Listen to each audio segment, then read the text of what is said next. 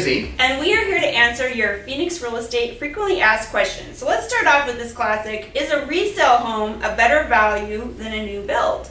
And it's a great question to answer in this market because the builders are starting to open up their doors again and starting to put some inventory out there. Frankly, I don't know how they can compete, especially in the lower price levels with some of the bank-owned properties. The building costs to build a home that's being offered by a bank as a foreclosure or even a short sale, it is just no comparison.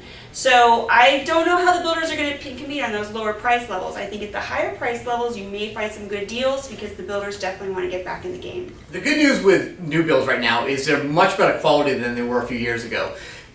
Before, every Tom, Dick, and Harry was in the construction business building houses. Right now, the builders can select the best of the best to work for them and get the houses built.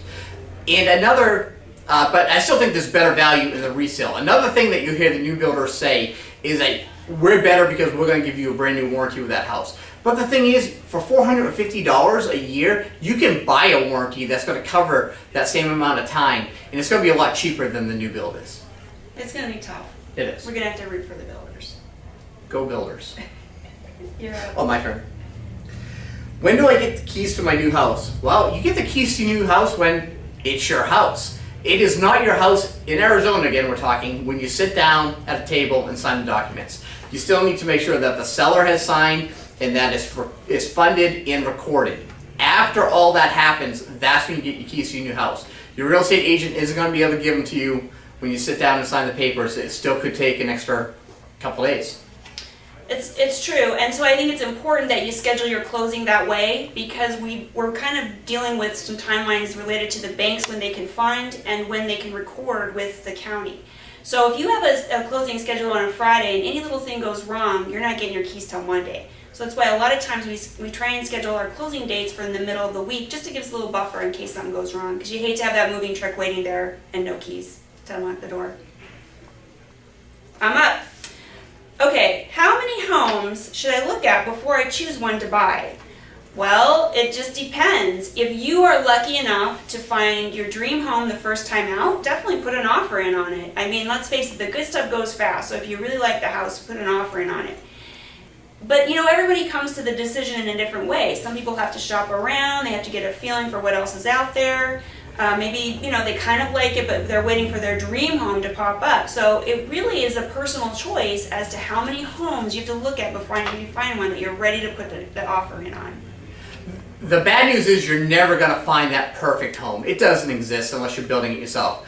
The good news is there's not just one home out there for you. There are multiple homes that would fit what you're looking for. So what you really need to do is do some work, narrow down exactly what you're looking for, have those specifications, talk to your real estate agents, really narrow it down, and then start going out and looking at houses. If you see one and something happens, you don't get it, don't worry. It's not the only one out there. It may take you one time to look at a house to get it. It may take you 40 times.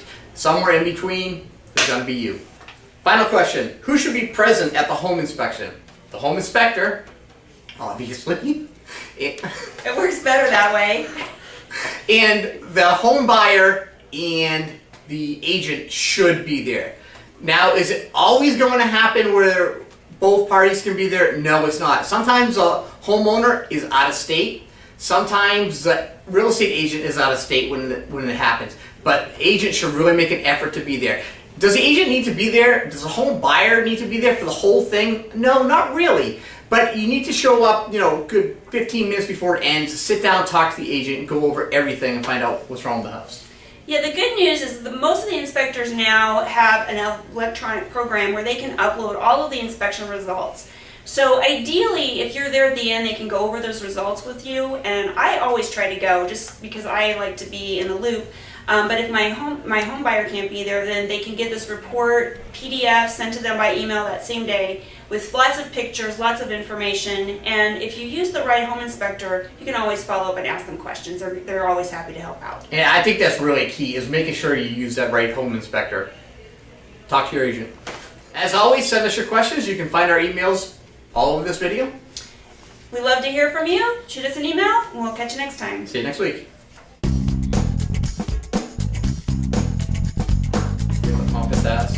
Yes.